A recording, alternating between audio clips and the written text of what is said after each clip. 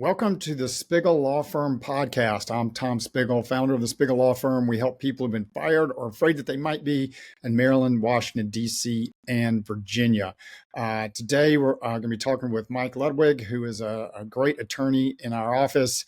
And we're going to be talking about the EEOC process. But before we dive into that, just a little housekeeping. This podcast is not intended to be legal advice. It is for your educational purposes. If you want legal advice specific to your case, then you should go and hire a lawyer. So with that said, let us dive in and start talking about the EEOC. So Mike, why don't we just frame it up? Some people listening may not even know what the EEOC is. So let's talk about that. Okay. Yeah. Thank you for the introduction, Tom. So the EEOC is the Equal Employment Opportunity Commission. That's the full title. It's a federal administrative body that takes in cases that deal with Title VII of the Civil Rights Act, essentially federal employment law. It deals with cases of employment discrimination based on Title VII of the Civil Rights Act, or just Title VII for short. And that can often be race, sex, disability, age, retaliation, other kind of protected claims. So the Equal Employment Opportunity Commission, or the EEOC, is oftentimes it's a resource for employees to be able to file a claim without it being initially going to litigation. It's the EEOC is somewhat similar to litigation, in which you file a charge. You can go through a mediation process, and I'll describe a little bit more. Both sides kind of will file their substantive legal briefs. However, it's not as lengthy or as expensive as a full litigation matter. And ultimately, and I'll get into this in a second too, the most likely result of the Equal Employment Opportunity Commission is to receive what's called a notice of right to sue, which is where an employee who has filed with the EEOC can then take that notice of right to sue, and then it's essentially their ticket into filing in federal court under Title VII. So probably the most important thing to understand about the EEOC is that it is a necessary step if you do want to file a federal lawsuit under Title VII based on race discrimination or sex discrimination. So if you've been terminated from your job, for example, and you feel like it was racially motivated, you were treated disparately compared to other employees outside of your protected class based on race, if you want to go the full gambit, you'll have to file with the Equal Employment Opportunity Commission, go through that process, get your notice of right to sue, and then you can file in federal court. So with our firm, a lot of times what we do with the EEOC is not every time, because every case is different, but a lot of times we will first correspond with the employer's legal counsel, providing what's called a demand letter, in which we note the discriminatory actions or the unlawful actions that we've reviewed with our client, what the strengths of those cases are, and ultimately our settlement demand to that employer, saying, if you meet these criteria, we will settle this case, but if not, we'll proceed. And if the employer is not willing to settle for at that stage for the terms in that demand letter, and they basically are not willing to engage in settlement negotiations, the next step would be filing an EEOC charge. One, because it will keep your claims alive. The important thing to note about the EEOC is that you have to file that within 300 days of the discriminatory action. So, and that can depend on different states, but I know in like Virginia, most of the DC area, it is 300 days. Some it might be 180. But if, for example, you're terminated, you would need to file within the EEOC within 300 days of that termination. So filing in the EEOC helps keep those claims alive, and it does provide more pressure for the employer to want to settle, because now they know that, okay, this employee is serious, they're filing with the EEOC, they're taking the next step. But what the important thing to remember is that while the EEOC itself is a great resource, and it's necessary to continue your if you want to ultimately file a litigation claim, very often, in fact, like 95% of the time, and I'm sure you would know, Tom, in your experience, but it's very, very likely that the EEOC is ultimately just going to end in that notice of right to sue. The EEOC itself can make a determination on a case. However, that is pretty unlikely, and that's it's not really case dependent. So, I mean, I've had cases that I thought were really strong, where they gave a notice of right to sue. I've had cases that weren't as strong, get that notice of right to sue. It's just kind of a function of the administrative body. So, ultimately it's a great resource and it's a necessary resource to move forward with these claims. But I guess what I want to emphasize is that when, like for our firm, when we file a demand letter, the employer is not willing to settle for those terms. And then as our next step, we file with the EEOC. It's important to note that the EEOC is just still kind of, a lot of times it's more pressure to try to settle with the employer, because ultimately the EEOC is very likely to give you a notice of right to sue. And then the question at that point is, do I want to pursue this litigation, this federal litigation, which is more expensive and more lengthy, or do I want to try to then use this notice of right to sue as kind of a pressure point to tell the employer that I will proceed this, or I will pursue this litigation if you do not settle for us. So that's just kind of what I found with the EEOC. It's a good resource, but it's not a place where you're going to get a decision on the merits. Most likely, it just kind of continues your case. Yeah, absolutely. I think it's a great point. I mean, as you said, I mean, it is a required step. So if you want to protect your claim, you have to file, depending on what your claim is. But if you're, in one of the big federal statutes, a discriminatory statute, as many cases are, then you can't go to court, right? If you can't like walk in the courthouse and file a lawsuit. They're going to say, well, they're going to dismiss it and say you got to go back to the EEOC. So you have to do it.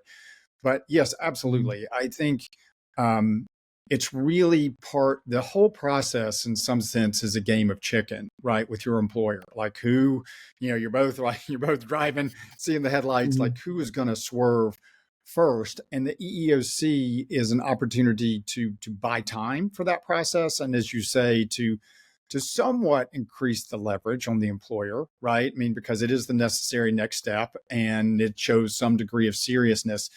But any kind of sophisticated employer, I mean, they're not gonna be intimidated by the EEOC because, first of all, it's not a ton of work for them. Mm-hmm. Yes, they will usually have a lawyer, a law firm represent them, and they have to do, some kind of investigation, and they've got to respond to the EEOC. But it's, as you say, not like court where, there's a bunch of discovery and everybody's, really involved, and they know. In the vast majority of these cases, that you're going to get what is, like you said, is a right to sue. And it almost, I mean, even really strong cases, are going to get a right to sue. And that's just like a 1-2 page letter that just says, the EEOC is not reaching, is not reaching a determination in this case. Here's your right to sue. So it's not even like you can use what happened in the EEOC process in court. Now, of course, you can develop facts and those are things that your attorney can use, but all the court's going to know is that there was a right to sue issued. So you're really starting the clock back over. So, the question is, why go to the EEOC? Well, A, you have to, and B, it is possible cases do settle right within the EEOC process. You have to give the EEOC at least 180 days after you file the charge, Mm-hmm. which is not public, right? So that's one advantage. For people who don't want this to be a public show, this is not a public filing. It's not going to end up on the front page of the Washington Post. So it's an ability to take another step in that process and show some seriousness. And there is the opportunity for mediation, right? It's not mandatory, and a lot of times defendants won't even want to do it, but sometimes they will. And the chances that you can settle the case increases somewhat at that point. So if you think of it as like, I sort of think of it as like a graph starting down here with the demand letter, going through the EEOC and all the way up through litigation. Like your leverage increases as you go along.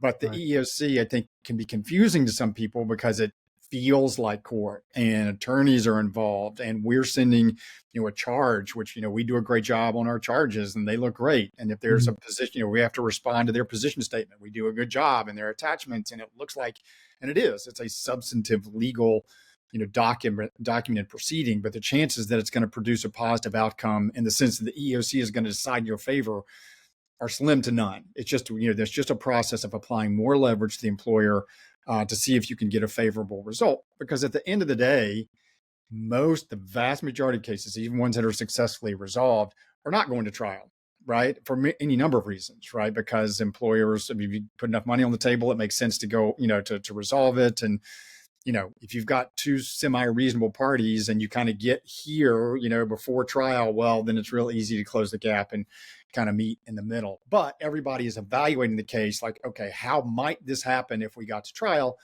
And the EEOC is a certain part of that, and that the facts are being developed. If you go through mediation, it may be the first time parties get to see each other, and the attorney gets to see you, the employee, and see us, the other attorneys. And so that kind of moves things along. But everybody's thinking about how would this play out, if we got to a jury, even though most cases don't. Right. And yeah, my only other comment on that would be, well, other part of that is that the EEOC it's a free resource. So like employees can do it on their own. And it's not uncommon that when we start a case for an employee, they have already begun the EEOC process. However, the EEOC process, when you don't have an attorney and you just file like an inquiry, the initial inquiry, that one usually takes quite a while. I mean, if today's January 29th, 2024, if I try to file an EEOC or have an EEOC inquiry today, I would not be surprised if I wouldn't be able to get one till mid to late April, just the way it works. So you can go through the EEOC for free, but also if you have an EEOC case and you've already filed that or you've already made an inquiry, you can still file a charge at a later date. So we've had cases where employees will come to us and we'll file a demand letter, and they say, well, I already filed an EEOC charge or an EEOC inquiry, but it's not happening for another 2 to 3 months. If we want to just kind of jumpstart the ability to get that notice of right to sue, to kind of just jumpstart the whole process, we can jump in and file that EEOC charge, and that will kind of replace that inquiry. So we have had that before. But yeah, I think the most important thing, and you hit the nail on the head, Tom, was to say that it's not really the EEOC. You can't really go into it expecting a decision on the merits, like an actual decision. Okay, they're going to decide one way or the other. This is, and then my next step is to appeal or whatever. It's the EEOC, vast majority, you're going to get that notice of right to sue. It's essentially just handing the case off to a federal court, and that's probably it's part of the reason. It's probably because of how the EEOC is set up. It's also probably because the EEOC has 1,000 cases a day. So it's important to know that it's still an important resource and a necessary resource if you are willing to go to the full litigation matter. It's just important to note that it's not the place where you're going to get a decision on the merits. It's okay, this is the next step in the process in order to keep my case alive, kind of as you said, just keep time in the negotiations going so that the case doesn't just go cold, where you send a demand letter, they come back and say, we're not going to negotiate. And then it's kind of just, do we send another email? Do we try to reach out to them? The EEOC they'll have to respond to it. And so it kind of keeps that case moving along, the conversation. Absolutely. Yeah. I mean, I think you raise a good point. You and I were talking before we started, the things that we can as lawyers solve for 100% of the time, and those things that we can't. And the things that we can solve for 100% of the time is, like you said, we can help you skip the line. If you hire a lawyer, we have access to the portal. You don't have to wait for an interview. It can literally shave many months off kind of your waiting time to get in front of the EEOC. And, the EEOC, sometimes it depends on the employer, and we won't know it, and the employee won't know it necessarily, but sometimes they don't even get a lawyer involved until you file with the EEOC, because that's the way their insurance policy works, or they just, so you send the demand letter, it sits on the desk at somebody at HR, who doesn't know how to respond to it, and so they don't. And then you file with the EEOC, then the employer has to engage. It may be on a minimal level, but they have to engage. So we can solve for that 100% of the time, right? We can skip the line for you. Your employer is going to have to engage. You're going to have as much leverage as you can possibly have at that point, because you've got an attorney. You skip the line. We're engaging with the opposing counsel at this point. So it's not as if the EEOC is a waste, and we do settle cases within the EEOC process. Right. So it's not as if it's a complete black hole. But I think it's important, as you say, for folks to go in eyes wide open. When you, just so folks understand, when you say a decision on the merits, it's not like you're going to get in front of this is different from federal sector. Federal sector, a little different. But in private sector, you're not going to get before a judge or some kind of deciding body who's going to say you're right and you're wrong and this wins and this loses. It's just sort of this amorphous, process. And at the end of it, the vast majority of people, you're going to get that right to sue. And it's a question of whether or not, right. If you don't settle the case, like I said, cases do resolve all along through this process. It is an increase in the leverage, but it's far from a knockout blow. And, particularly if you're against a big employer, with a lot of resources, again, it's possible to settle those cases. We do settle those cases, but a lot of times they could care less, right? I mean, it's just not, the cost is not really prohibitive for them. They've got in-house legal counsel. Again, you can settle these cases, but it's not uncommon to see your employer, if they're a bigger employer, play kind of a game of attrition, and just try to wear you out because they know that the EEOC is not going to, not going to bring an action against them. Although it is worth mentioning, not so much for the individual litigant, but the EEOC itself as a body is pretty powerful. I mean, they do take some cases. We've never take one of, well, we have had some cause findings, but we've never had them take one to court. But they do take some cases, and they do take them to court, and they will litigate them. And they, these sort of high profile, high impact cases. So it's not that the EEOC is completely toothless, but as you mentioned, Mike, I mean, there are so many filings at the EEOC. I mean, you can go to EEOC.gov and look at their website, and there are these statistics up there about the number of filings that they have. I mean, it's a lot. There are a lot of filings. Yeah. And so, it's really a very, very small percentage of those that the EEOC ends up taking. And then they do a great job. They help establish policy and all that. But for the individual litigant, this is just another stop on, kind of another way for you to try to settle your case and increase the leverage. And for those cases that, you need to go to court, you get your right to sue, and then you file. You file in court. And one other thing, just for folks to remember, not all cases, employment cases, have to go before the EEOC. There are a number of different claims, which we won't get into here, that don't require filing at the EEOC first. I mean, you can go straight to court. So it depends on your claim, but I would say well over half, particularly the discrimination claims, are going to be under a federal statute that the EEOC has jurisdiction over, and you've got to file that right to sue. I mean, that EEOC charge. Right. And then, you use that notice of right to sue to ultimately, if you're wanting to do that, file in federal court. Yeah, absolutely. Well, this has been a great conversation. I really appreciate it, Mike. I will let you get on to the next thing on your desk, and we'll wish folks out there good luck. And if you found this useful, and you know somebody who would benefit from it, please forward this podcast to them. We like to reach as many people as we can. Thanks so much. All right, Mike, you take care.